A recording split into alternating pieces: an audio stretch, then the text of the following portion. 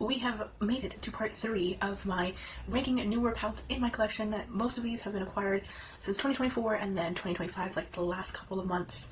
I say couple, but it's pretty much just November, December, because I went a little ham buying some palettes. This one is not going to contain 5 palettes. It's actually going to contain 7 because I had forgotten some of them, and that was my fault on counting. So when I said 20 palettes in the past 2 years, I think it might have been just a little bit more. Without further ado, let's jump into the ranking. Right, so we're going to start off in number 7. We go from the lowest to my number 1 palette.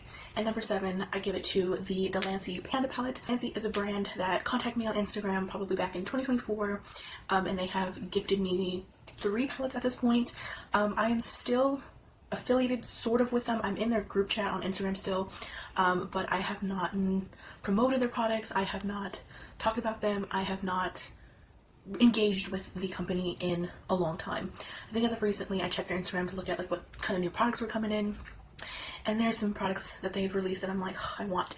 There has been some controversy on Instagram. I'll just go into this little tangent. If you want to skip it to actually hear my opinion on the palette, I will remember to put a timestamp here on the screen. Controversy back, I want to say it was probably towards the end of 2024, like fall time.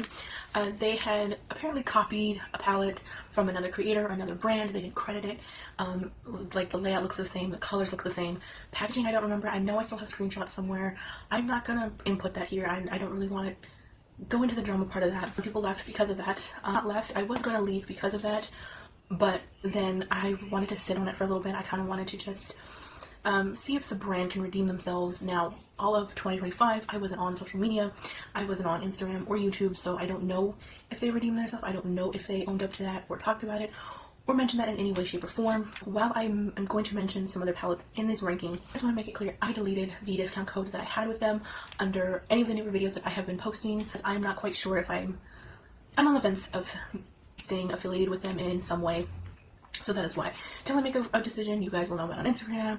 And then if you want an update here on YouTube, I will definitely let y'all know, kind of give y'all just an overall decision as well. Now, since you're here for the ranking, I can officially talk about this after my spiel of this brand. So, Delancey is a sea beauty brand. They are based in China. This is their Panda palette. Again, I was gifted this palette, and my thoughts about it is not going to sway me because I've been gifted it. It's just, if I like the palette, I do. If I don't, I don't. And this one is a number 7 because I do not like this palette. It's a 9-pan palette. This one has to do with just the overall color story. Now, I was excited because it's a smoky palette. It's got the gray tones, it's got the whites, it's got a shimmer white, matte white, it's got a matte black, it's got some silvers. The cover art and the title confuses me. It's Panda, but it's smoky, and I'm like, I get pandas are black and white, this is black and white, but like, I don't know, that always confused me. But regarding the color story, there's not a whole lot I can do with this. This is more of a companion palette. A lot of these shades look very similar to each other. Now, I have not used this in probably a year and a half. I was going to say 2 years, but I think it's more of a year and a half. But I do remember, like, these two are just, they're matte black shades. ColourPop calls it a sequin shade, where it has a little bit of glitter into it. This has got just pure matte. We have some more, like, charcoaly, more darker gray shades. We have, like, a mid-tone gray, a silver. But all of those mainly just look the same on the eyes. Like, there's really nothing to tell a difference. This one, I wanted to like it. I wanted to be excited about it. I wanted to have a purpose in my collection because I do want to try like gray shades and black shades and whites and like incorporate that into my looks or create a look that's like smoky. But I recently acquired a palette that pretty much serves that purpose and that function, and it's mixed with other colorful shades. So I'm like, I don't really need this at the end of the day. Ranking spot number 6 goes to this palette, which was a gift, and it breaks my absolute heart. Like, it breaks me to my core that I declutter this and that I'm ranking this so low. But it has to do with just the overall color story for me. This is Beauty Icon eyeshadow palette. I did use this palette like 6, 7, 8 times, give or take 10 times. Because I really wanted to test this out. I wanted to create a video on this and see like how versatile it was. And on the subject of versatility, it is. But for me, I just like very hard to create some looks. Like, it is versatile, but it's also kind of troublesome because a lot of these like shimmers, see, like you have some dark shimmers to where like you can pat it on the middle and then brighten it up with these or have inner corners. But I can only probably get, I mean, I said I could make roughly 10 looks, but it's just like, I don't know, this color story is nice, it is pretty, it's just, it's not one that speaks to me. It's not one that like I open up and I'm like, yes, I want to use this shade from it, I want to use that shade from it, or it really like it truly entices me into it. In ranking, number 5 will go to my ColourPop or Kid You Not palette. This one was gifted to me by DW here on YouTube, and she's also on Instagram. This one is their 9-pan palettes that they used to come out with years ago, and like all sorts of different variants of colors. And this one was another like purple variant that they did. Besides, this one is beautiful. I really enjoy this one. I really, you know, just love digging into these. I love deepening up with these two like darker shades here. I love these like two brighter shimmers. Like, this palette is beautiful, and this one I do enjoy, and it is in 6th place. It's because of the monochromatic looks that you're gonna get out of this. Like, I created 4 looks off of this. Majority of them look pretty similar. There's a bit of differentiation, variety. You get what I'm trying to say. My words are not coming out. The quality is still good. The shimmer shades still show up. Like, there's nothing wrong with this. It's just, I have to be in a specific mood to want to use just this palette alone. And spot number 5 has to go to my other Delancey, my second palette from them, the Olive Earth one. This is their monochromatic multi-chrome green palette. I'm not going to go into the spiel. If you want to hear it again, rewind back to towards the very beginning of this video. This one is beautiful. Like, it is so fun. It is so, like, just, I mean, like, it's not anything revolutionary. It's not anything, like, crazy beautiful. Like, it does have some beauty into it. And I love that there is a really dark deepening, just like black, to really deepen and smoky things up. I love all of these, like, shimmer multi-chrome sort of shades. I don't really remember if they were all sort of like a shifty shade. I know for a fact that this one is, and I think this one, it is one color all green. But I feel like there is enough, like, versatility in this one. That is why it is ranked just a teeny bit higher, because, you know, you have the brown here, you have a khaki one, so you can kind of, you know, go in like either cooler tone, warmer tone. You can, you know, very much play it. You have a little pastel. Like, there is, you know, some playfulness to be had in this. Now, I did create 3 looks on this as well.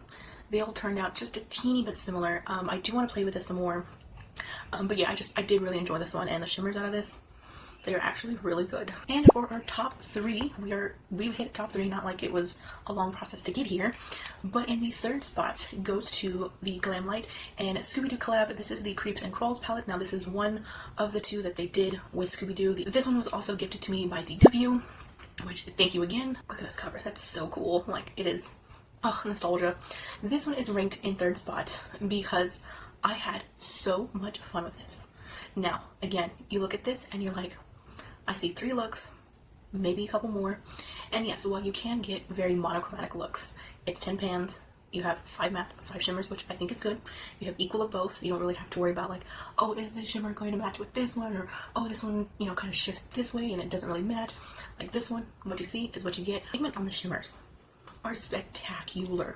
They are so powerful. Like, they are so, like, some of them, they like kind of gleam and like glitter in the light. They show up so bright, so fun.